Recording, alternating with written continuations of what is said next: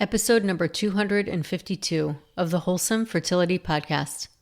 My guest today is Ania Volovique. Ania is a self-proclaimed queen of personal reinvention. A move across the world at the age of 10 led her on a lifelong search for a sense of belonging. Through many years of personal development, reinvention, and looking within, Ania found what she was seeking. Only it came in the form of brain cancer.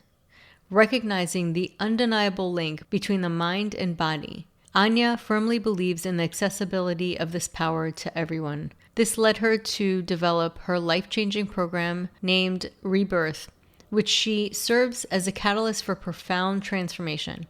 Ania is a somatic coach, master NLP, and mental and emotional release practitioner.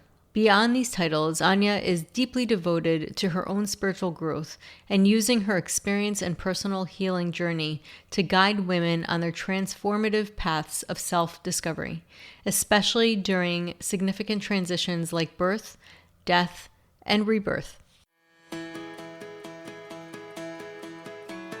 Welcome to the Wholesome Fertility Podcast. I'm Michelle, a fertility acupuncturist here to provide you with resources on how to create a wholesome approach to your fertility journey.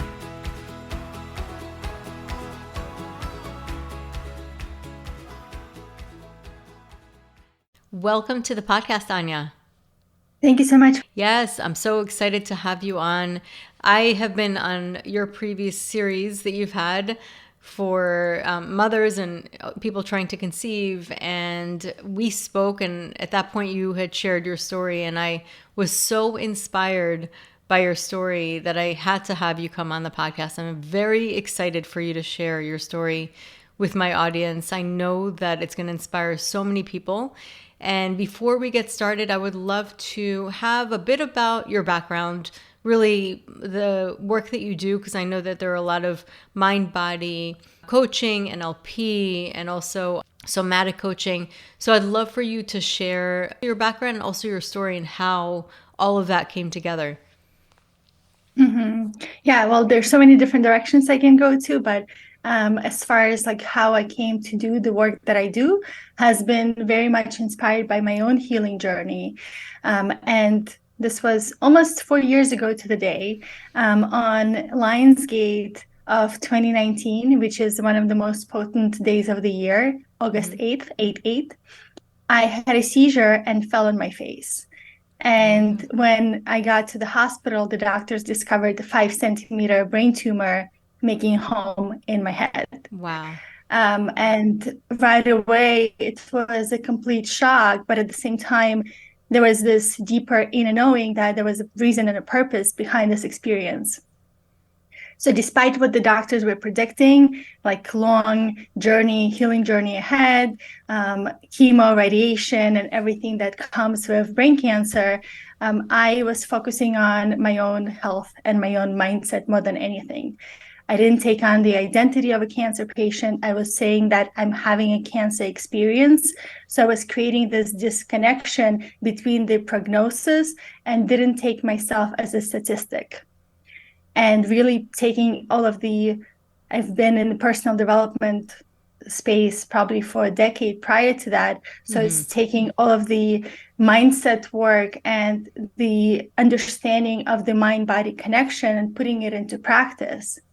So in a way, it was like the perfect lesson that was presenting itself after all of the knowledge and experience that I've had. So just to take it back, what were the things that you had learned a decade before? A really important piece was around language. Like even what I just shared, like I didn't take on the identity of a cancer patient. I never said I have cancer. I said I'm having a cancer experience. So I was really mindful of the words that I chose to use. And after brain surgery, I didn't have control over the right side of my arm. And even when the nurses would come in and tell me, oh, is this your disabled arm or bad arm? They use these negative words, and I was correcting them each time. And in order to really showcase that no, there's nothing wrong with my arm. It's in the process of healing. So really paying attention to the words that we choose is so powerful. And that was from NLP, right? Yeah, a big part of it is NLP.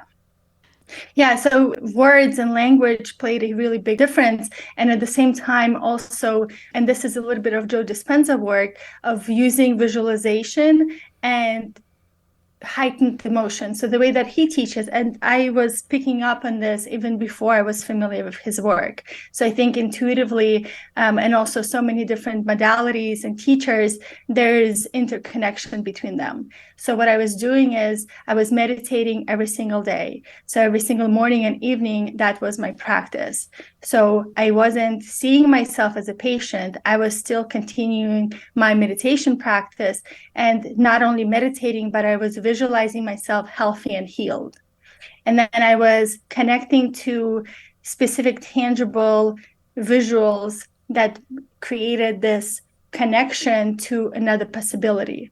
So for example, I was seeing myself walking on the beach, seeing the sunset, playing with puppies. So all of these very simple things, but it created this deeper connection. And also mentally, I was seeing myself there. And then as a result, like 2 weeks after brain surgery, all of my scans came back clear, despite what the doctors were predicting. So not to go to woo-woo, or what people are not used to, but this thing is really like this mindset and this approach to the way that we see ourselves can literally save our lives. And just to ask, what were the doctors predicting, just so people can understand kind of like the gravity of that moment? Well, the brain tumor that I had, glioblastoma, the survival rate, I think it was like 80% didn't live longer than 2 years. Wow. So it wasn't even just the chemo and the radiation, it was also the fact that I may not live. Right. But I didn't look at the statistics. And I also wasn't listening to even well-meaning friends that were trying to protect me, who were telling me that I should be serious, I should take this serious. I didn't pay attention to them. Instead, I was focusing on what felt good. And this is another really good point of really connecting to the sensation and the emotion, heightened emotion that makes your body relax, and it relaxes your nervous system, and it tells your brain that everything is okay.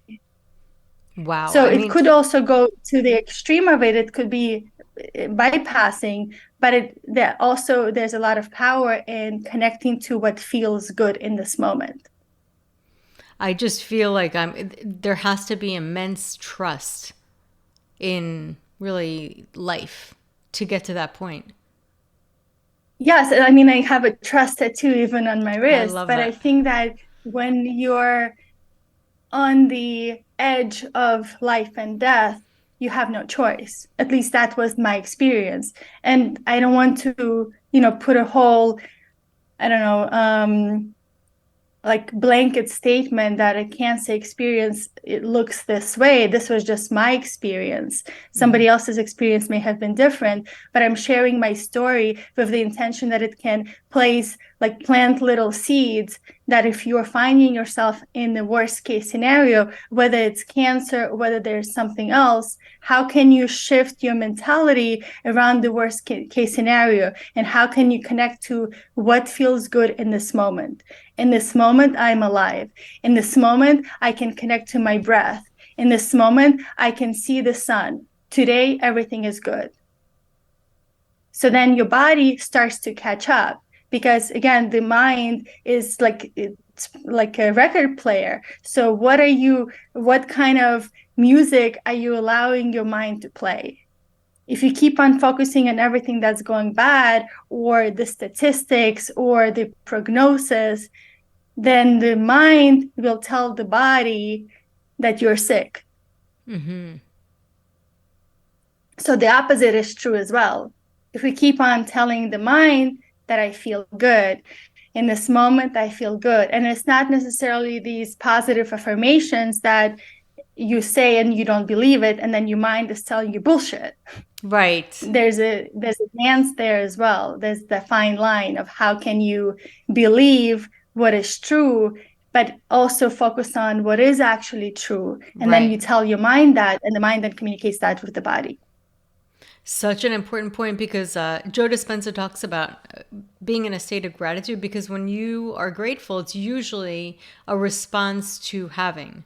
It's always when you get a gift or you get something that you want, you're grateful. It's just the natural way. So when you start to focus on things in your life and focus on what makes you feel grateful and focus on getting yourself to that vibration, that's repetition over and over and over again, you are changing that state of your mind. You are creating a different frequency.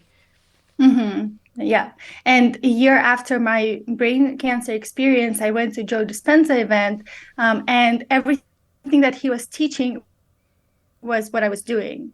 So it's heightened emotion connected to visualizing what you desire. So I was experiencing so much love and gratitude because for the first time in my life, I was 36 at the time. And for the first time in my life, I finally felt a sense of belonging. I Wow. finally felt seen and appreciated because people were visiting me every single day. I had friends and colleagues and clients I haven't talked to in years reach out and share the impact that I made on their life. So all of a sudden, I felt this is the moment I've been waiting for my entire life. So not only was I receiving love, I was also grateful that I'm able to hear and experience the impact that my life has made on other people. That's profound. I just love everything about that. It's really profound. And I know that I've been to Joe Dispenza. There's nothing quite like it. And I can only imagine, having been through something that you've gone through, how much more real it becomes. Because at that point, like you said, you're getting to the point where you're like, okay, this is extreme, but you immerse yourself into it, and it sounds like almost like become more alive because of that. Yeah, it awakened me in so Yeah, many different ways. incredible. And somatic coaching, that is something that I've always been intrigued by. I hear that a lot. I don't quite fully understand what it entails. It sounds like something where you're kind of going into your body and like feeling physically your emotions, at which I do talk a lot about with my patients. Maybe that's kind of like what you were saying before you went to Joe Dispenza. Sometimes we all feel something or intuitively understand something, but we don't know what it's called, or there's no specific name for it. So is that kind of similar? And what is somatic coaching? Yeah, well, somatic in general, soma is the body. So it's anything that has to do with the body. And through my own experience and also being in the coaching space, I can see the correlation between the mind and the body. So in order for us to have any type of change, the body is the answer. So trauma is stored in the body. There is also a very popular book called The Body Keeps the Score, Ooh, I'm going to check that where out. the author talks about how trauma gets stored in the body unless we actually do something about it. So no matter what kind of trauma, and trauma, there's like so much talk right now about trauma, but it's really anything that created a wounding. So our inner child then holds on to that wound and then collects evidence to keep itself right.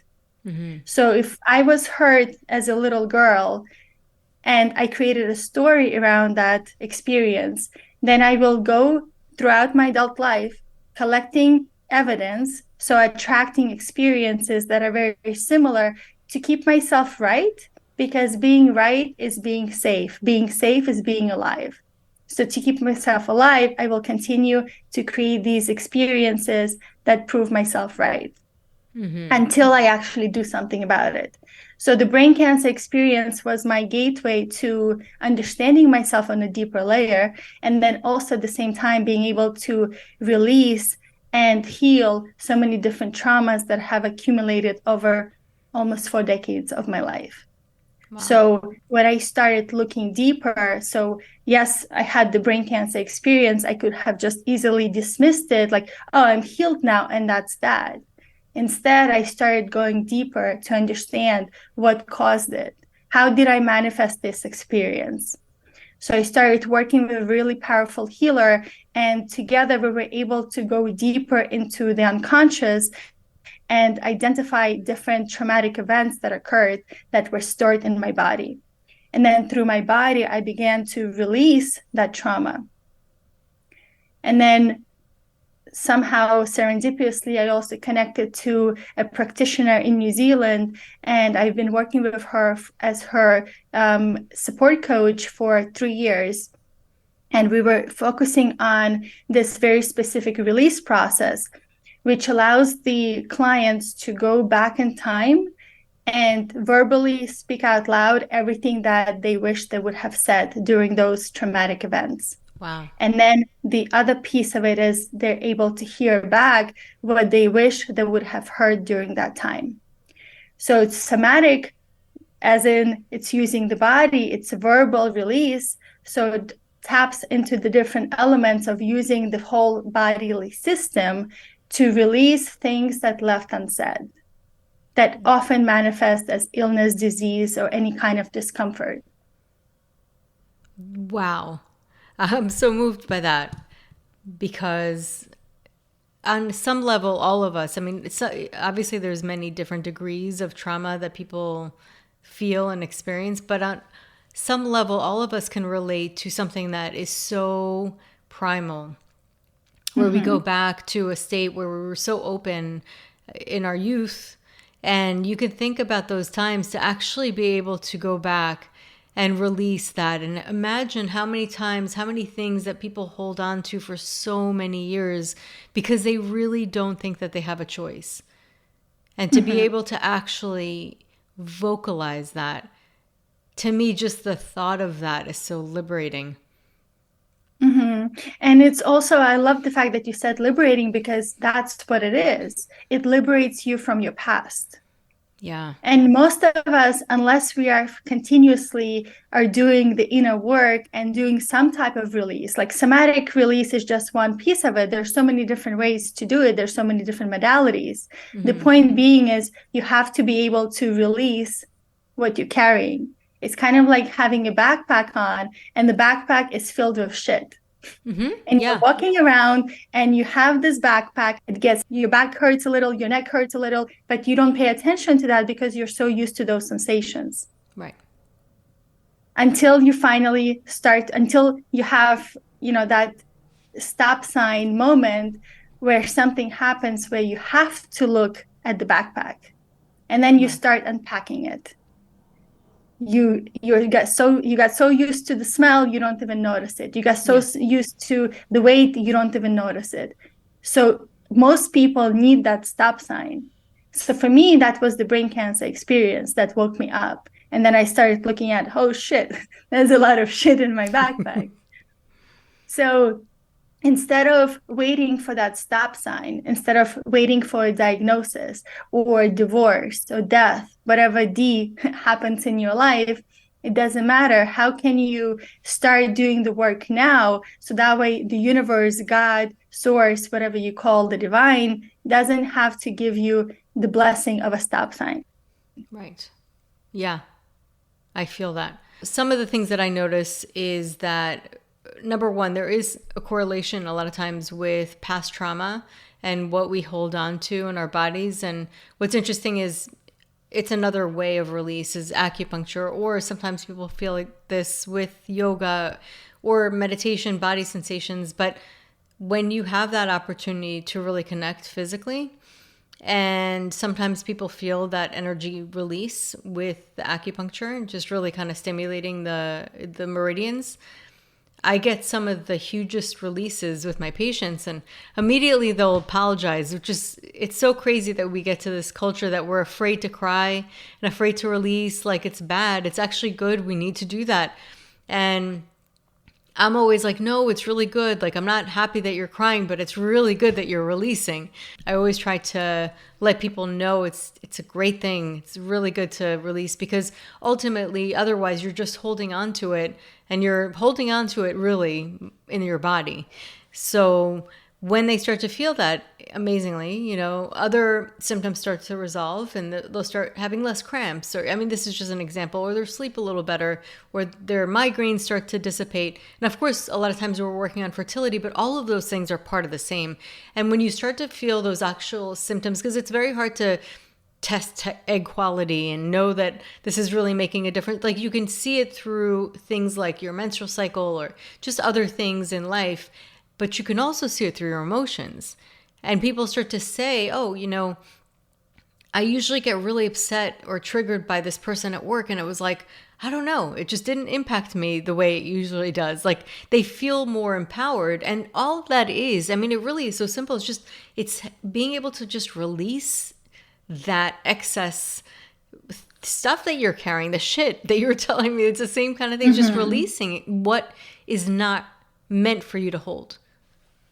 Absolutely. And also, acupuncture is a form of release therapy. Like, it is also somatic therapy. Yes. Because it's just using a practitioner to help you like push energy out. That's right. But instead of relying on, like, yes, it's amazing to have a practitioner support, but in addition to that, you can also be doing that on your own, especially if you're preparing or desiring to conceive in the next near future. Yes, because absolutely. Otherwise that's all being held in your body, and it will be passed down to your children as well. Good point. I always compare it to a fertile garden. A garden, if you're growing a vegetable garden, what do? You really have to prepare the soil. The soil is key. And the soil is really our body, because we are growing from our body. We are sprouting from our body. And what state is our body before the sprout comes? So those are important things, even though sometimes we like to rush. And I think that that's just a conditioning. It's a marketing conditioning.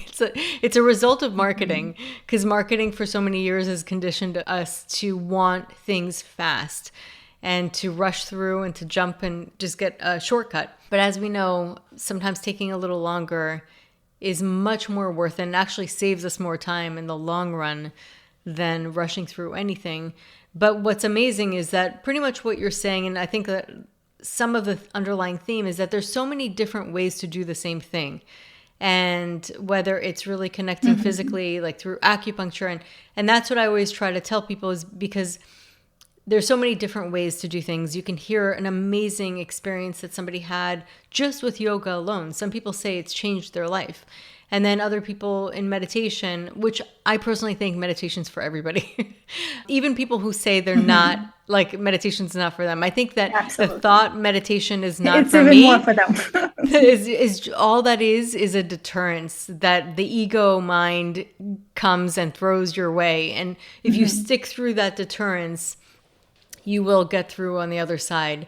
Anyway, so my point is that there's so many amazing ways to get to the same thing. And that's ultimately, and sometimes even just through the mind alone, like you were saying, just kind of really watching yourself, becoming aware and observant of what's happening, because awareness is the antithesis of blocks or patterns, or because they're all in habitual subconscious planes. So when you bring awareness, you're shedding light. It just doesn't exist. Those old habits just can't exist with awareness. That's the whole point of them. They're patterns, they repeat kind of in the background, and then you put awareness to it, all of a sudden, woo, it comes to life, and then you start to be able to access it and reprogram it. And the overarching theme among all of this is presence. Because when you're present, you're able to be aware of your patterns, and you're also present enough to catch when a trigger is showing up, and then you start to break the patterns. Because triggers, I often talk about this, triggers are teachers. So they're not here to mess up your day. Yes. Or the person who always annoys you it has nothing to do with that person. Mm-hmm. It actually has more to do with your own patterns. So that person is just a character in the movie of your life that is here to support you. So instead of dismissing it or being in the pattern of getting upset or getting triggered, how can you get curious and look at it? If this person or if this trigger is a teacher, what am I meant to learn here? And then you're bringing more awareness to your entire way of thinking. And that also supports you in dismantling patterns that are not helpful for you. Yeah, exactly.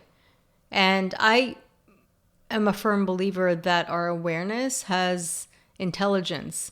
It almost has within it a makeup of really our essence, our core, and it's kind of like a healing formula. It's almost I almost see it as molecules, like a certain type of molecules of chi, life force, vitality. And when we shed that awareness, that ultimate presence, we kind of open ourselves up to a portal where we have access to that healing. It's like a divine healing. It's a divine intelligence. It's our original intelligence, like how our body originally was intended to be. And it brings us back to that harmony, that yin and yang balance. Yeah.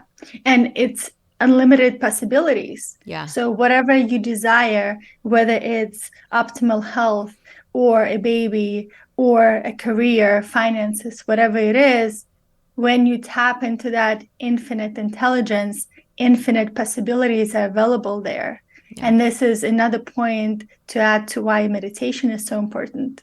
Because when we quiet the mind and we tune into the body and we tune into our breath and we allow emptiness to exist, in the emptiness, everything is found. Oh, I love that. That is so good.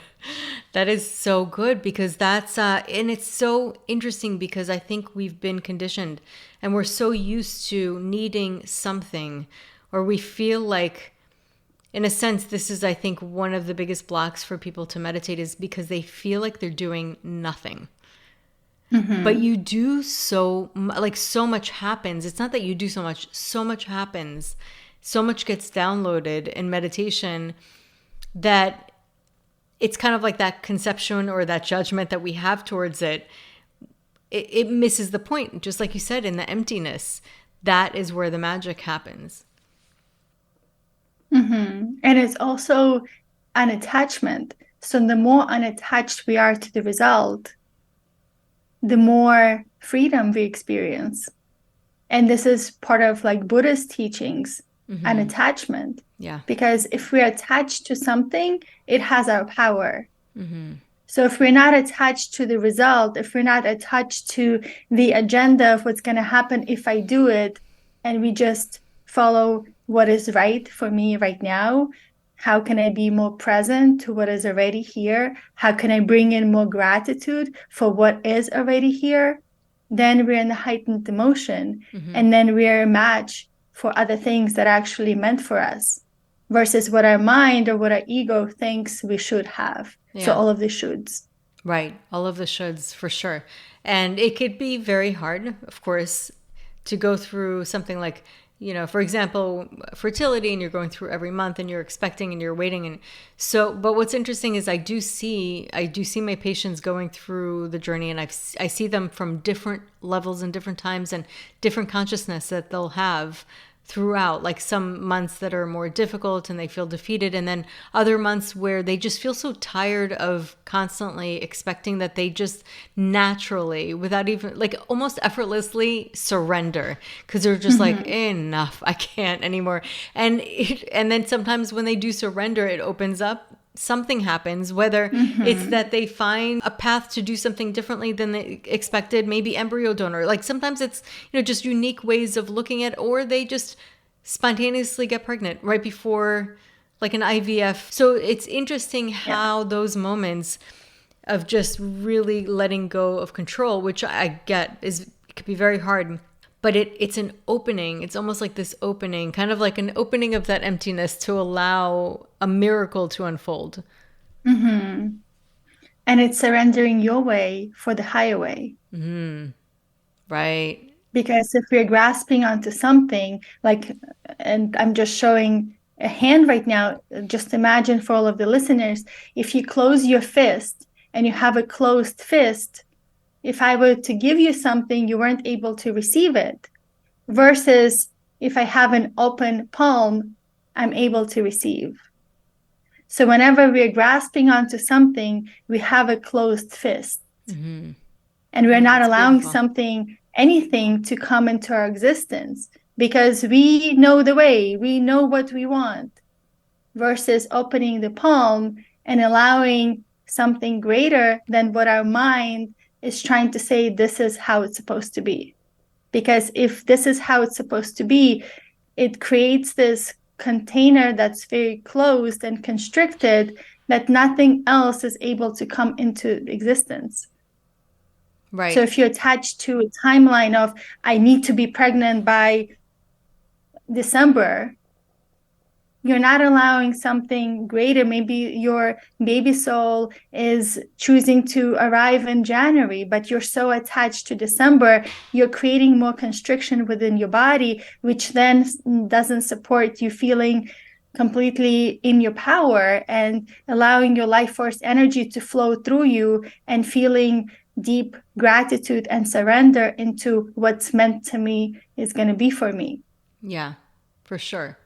And I love that analogy of the fist. I think that I've never heard of it that way, but it makes so much sense. It really does. But if you are in that, because it's sometimes when you're in that spiral, it is really hard to get out. I know for different reasons, not specifically with fertility, but we've all kind of had moments where you sort of get into this mental spiral and you are aware that you're in it. What are your suggestions on if you are in that state and it's like you almost get sucked into almost a narrative in your mind and you know that you're doing it, but it's still really hard to get out? Like, what is your suggestion for that? Yeah. And I mean, I've been doing this work for many years and I still get in those spirals. So, what has worked for me, as well as many of my clients, is taking a step back and asking myself, what brings me joy? And really prioritizing joy, prioritizing play. So, it's in a way, it's distracting the mind from the loop. Yes. So it's unlooping from the loop and doing something completely unrelated. So that way you change your state. Yes. Because it's our state that focus, like where the focus goes, that's where the energy goes. And wherever our state is, that's the thoughts and the experiences that we attract into our life. So the more that we can change our state, even if it's like going for a run or even going for a walk, or even like getting outside and putting your face on the sun so that way you can feel the sun's rays. Like it can be as simple as that. You can also, like, another thing I like to do is just going outside and looking at a tree and noticing all of the leaves around, especially when I'm feeling very stuck or scarcity energies around me. I focus on the abundance of the nature all around me. Because, and a tree is such a perfect example, because especially if it's in the season where there are a lot of leaves, a tree is showing us that there's so many different leaves there. So that's an example of abundance. And if I'm in abundance, if I'm in gratitude, I'm already in a different state. My energy is already shifting. So I can't, like, yes, I could if I wanted to go down the spiral, but if I needed to shift, nature is like the best antidote. Oh yeah, I love nature. I think it really is special, and I think that how they say the Fibonacci sequence is everywhere, and there's certain fractals that will repeat over and over again in the DNA of nature, and it's like the fabric of nature all around us. And in my opinion, looking at nature is almost like visually looking at sacred geometry all the time. And we're programmed to connect with that, just like we're programmed to connect with the sun rays, and that anchors our circadian rhythm the way it's supposed to. It really anchors our patterns to a more natural and balanced way. And when you do, just like you said, you get into that place, then it will help you in your mind as well. And like your state of being will elevate. Mm-hmm. Yeah, nature is such a great teacher. I think nature is the greatest teacher of them all because it teaches us we don't need to rush. There are seasons and cycles for everything. There's abundance in everything. There's no reason to compare yourself to someone else because you're unique in your own way. Just like a flower is unique in its own way, and a different flower is unique in its own way. Wow, I knew that I was going to love talking to you, Ania. I knew this was going to be an amazing conversation, and I can literally talk to you for hours because I just feel like you just get it. You just get it. You're so connected, and I love it. And I think that your story is so inspiring, and I'm so happy that you came on today. And for the listeners, I know that you do work with people. For the listeners, if they want to reach out to you or work with you, how can they find you? What are your offerings for people who are interested? Yeah, right now, I would say I have 101. That's the main offer. I have my group program that is ending in a few weeks, and the next one is probably not going to start for another few months. So to reach out to me is just my email, Ania Volovique. My website is volovique.com. I'm on social media as well, so I'm sure you're going to have all of the links ready. So yeah, reach out, say hi, let me know what resonated with you, and let's go on a ride. Awesome. I am, just like Ania said, I'm going to have all her links in the episode notes. So if anybody missed or wants to see the spelling, you can go ahead and go to the episode notes to find it. And Ania, this was so magical. I really love your story. You are such an inspiration. And I thank you so much for coming on today. Thank you so much. It's been my pleasure. So that concludes today's episode. You can find all of the links mentioned on the episode notes. If you're enjoying these episodes, please take a moment to share and leave a review. Reviews mean everything to podcasters, and I really enjoy hearing from my listeners. You can also find me on my website at www.thewholesomelotus.com or email me at info@thewholesomelotus.com. I love hearing from my listeners. If you're interested and want updates as well as a free ebook on my top 10 fertility boosting habits, you can visit my fertility page on www.thewholesomelotus.com. I thank you so much for listening in and hope that you have a beautiful day.